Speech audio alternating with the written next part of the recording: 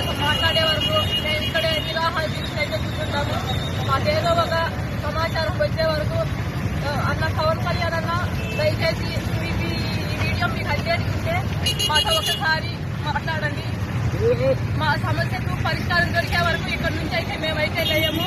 పిల్లలు పెద్దలు మాకు ఈ రోడ్డు తప్ప మాకు ఇల్లు అయితే లేదు. ప్రస్తుతానికి ఈ రోడ్డు మీదే కూర్చుంటాము. మాకు మీరైతే కొంచెం మా మీద దయ చూపి మా ఇంటిని మాకు అప్పగించేంత వరకు నిరాహార దీక్ష అయితే ఇక్కడే చేస్తూ ఉంటాము.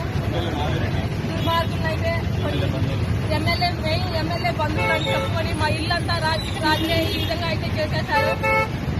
దయచేసి అది కనుక్కొని ఆ ఇన్ఫర్మేషన్ ఏంటో కనుక్కొని మేమైతే దళితులమన్నా మేము ఎస్సీ వాళ్ళము రేట్లంతా కలిసి ఈ విధంగా అయితే చేసినారు. పలుకుబడి ఉందని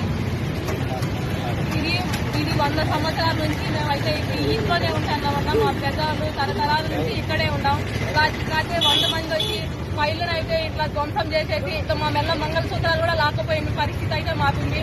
మాకు ఇంకా ఈ విధంగా చేస్తున్నాం కాబట్టి ఇంకా మమ్మల్ని ఏం చేస్తారో నాకైతే తెలీదు. మాకు ఏం జరిగినా కూడా అంతా వాళ్ళదే బాధ్యత. దయించి వాళ్ళకి సంబంధం లేదు అయినా ఆస్తి కాబట్టి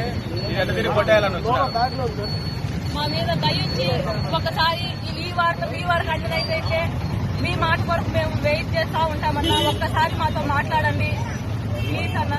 పవన్ కళ్యాణ్ సార్ ఒక్కసారి మాతో మాట్లాడండి. మీ మీద తప్ప మాకు ఎవరి మీద అయితే నమ్మకం అనిపించడం లేదు.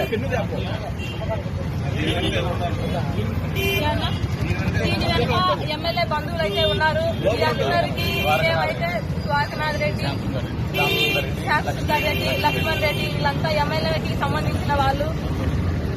మేమైతే దళితులం కాబట్టి మేమేం చేయలేక పెద్ద పెద్దలతో పెట్టుకునే మాకు చేత కాక రాత్రి ముసలోళ్ళు ఉన్నాం, పిల్లోళ్ళు ఉన్నాం, పెద్దోళ్ళు ఉన్నాం, అందరం ఉన్నామన్నా. ఎమ్మెల్యే బంధువులు ఎందుకు మా కొట్టింది? ఎమ్మెల్యే బంధువులు అయితే ఎందుకు కొట్టినారు అంటే వాళ్ళకు సంబంధం వాళ్ళకి సంబంధం లేదు అసలు. మేము కొన్నామని చెప్పి తప్పు డాక్యుమెంట్ తో వచ్చినారు.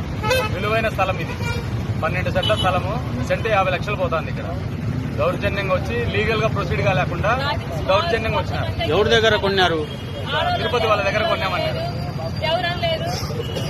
మేము ఇక్కడ 5 తరాల నుంచి ఉండే ప్లేస్ మాది. న్యాయం చేసే వరకు మేము ఇక్కడే కూర్చుంటాం. మీ నుంచి మాకు ఏదన్నా మెసేజ్ వచ్చే వరకు కూడా ఇక్కడే ఉంటామన్నా. మీ మాట కొరకు మేము ఎదురు చూస్తూ ఉంటాం. పవన్ కళ్యాణ్ అన్న దయించి మీ మీద తప్ప మాకు ఎవరి మీద నమ్మకం అయితే లేదు.